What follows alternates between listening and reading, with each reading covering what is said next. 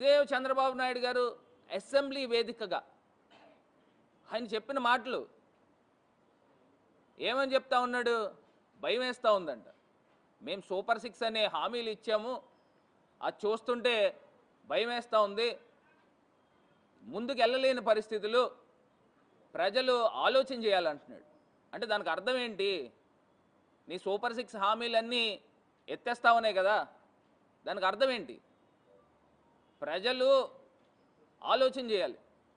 ఇంకా నయం అర్థం చేసుకోండి, ఇంక నేను ఇవ్వలేనని డైరెక్ట్గా చెప్పేలే.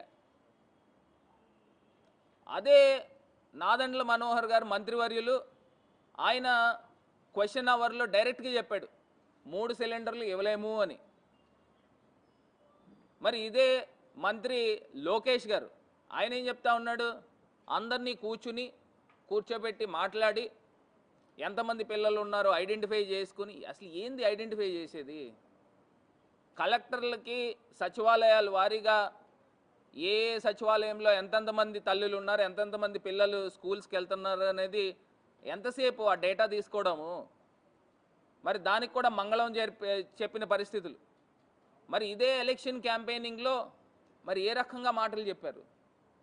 15,000 15,000 15,000 18,000 18,000 18,000 అని ఈ రకమైన మాటలు మాట్లాడి, ఇంకొక ఎవరో పాపం చిన్న పాప ఎవరో వస్తే మంచి హుషారుగా ఉంది, ఈ అమ్మాయికి కూడా 15,000. అసలు ఏం జరుగుతుంది?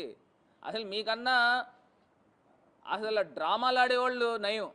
అంత గొప్పగా ప్రజల్ని వంచి డ్రామాలు ఆడారు. మేము అప్పటికి బేసిక్గా చెప్తానే ఉన్నాం, మరి ప్రజలు ఏ రకంగా ఆలోచన చేసి చంద్రబాబు నాయుడు గారు మాయలో పడ్డారో అర్థం కావటంలే. మరి రైతు భరోసాకి మంగళం పలికారా? అమ్మఒడి మొత్తం అందరి పిల్లలకి ఇచ్చేస్తూ ఉన్నారు, మరి దానికి స్వస్తి చెప్పారు. మరి అదే రకంగా 1,500 రూపాయలు 18 సంవత్సరాలు దాటిన ప్రతి మహిళకి డబ్బులు ఇస్తూ ఉన్నారు, నెల నెల 1,500. ఎక్కడికి వెళ్ళిపోయినాయి ఆ డబ్బు? ఎప్పుడు ఇస్తారు?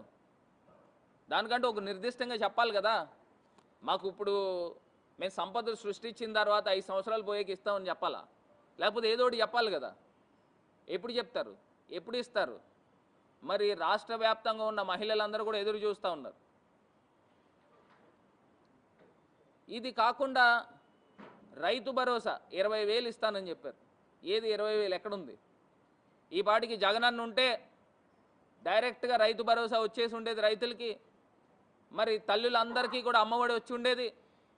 మరి చేయూత సుమారుగా 25,000 రూపాయలు సంవత్సరానికి దగ్గరగా అది ఇస్తానన్నారు. అది కూడా ఈ పాటికి అందుండే సందర్భాలు. పిల్లలు చక్కగా స్కూల్ యూనిఫామ్తో ఎంత టైడీగా స్కూల్స్కి వెళ్ళే పరిస్థితులు.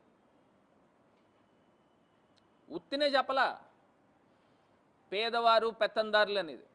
మరి ఇవాళ నేరుగా కనబడతా ఉంది.